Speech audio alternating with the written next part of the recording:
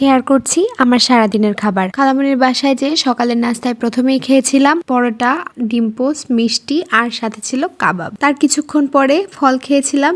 ফলের মধ্যে ছিল হচ্ছে লাল আঙ্গুর, মালটা আর ড্রাগন ফল। ড্রাগন ফল তো আমার খুবই পছন্দ। আমার মতো ড্রাগন ফল লাভার কে কে আছেন? তারপর লাঞ্চে ছিল খালামণির হাতের বিরিয়ানি। এটা ছিল চিকেন বিরিয়ানি। খালামণির হাতের চিকেন বিরিয়ানিটা খুবই মজা হয়। আমার তো বিরিয়ানি, পোলাও, মাংস এই ধরনের খাবারগুলো খেতে খুবই ভালো লাগে। তারপর সন্ধ্যার সময় খালামণির বানিয়েছিল ফালুদা। ঠান্ডা ঠান্ডা ফালুদাটা খেতে বেশ ভালোই লাগছিল। খালাতো ভাই সন্ধ্যার সময় বাহিরে গিয়েছিল। বাহির থেকে আসার সময় ভাপা পিঠা নিয়ে এসেছে। যেহেতু শীতের আমেজ পড়ে গিয়েছে তো ভাপা পিঠা তো খেতেই হয়। আর তার সাথে ছিল হচ্ছে ফুচকা, ওয়াফেল আর আমার জন্য একটা চকলেট নিয়ে এসেছিল। যেহেতু আমি চকলেট অনেক বেশি পছন্দ করি। ওয়াফেলটা আসলে ক্রিস্পি ক্রিস্পি খেতেই ভালো লাগে, একদম গরম গরম হওয়ার সাথে সাথে। যেহেতু পার্সেল নিয়ে আসা হয়েছিল তাই ওয়াফেলটা একটু নরম হয়ে গিয়েছিল, তবে ওয়াফেলের টেস্টটা বেশ ভালো ছিল। আর এটা ছিল হচ্ছে চকলেট ওয়াফেল। আর ডিনারে ছিল সাদা ভাত, মসুরের ডাল ভর্তা আর ডিম পোচ।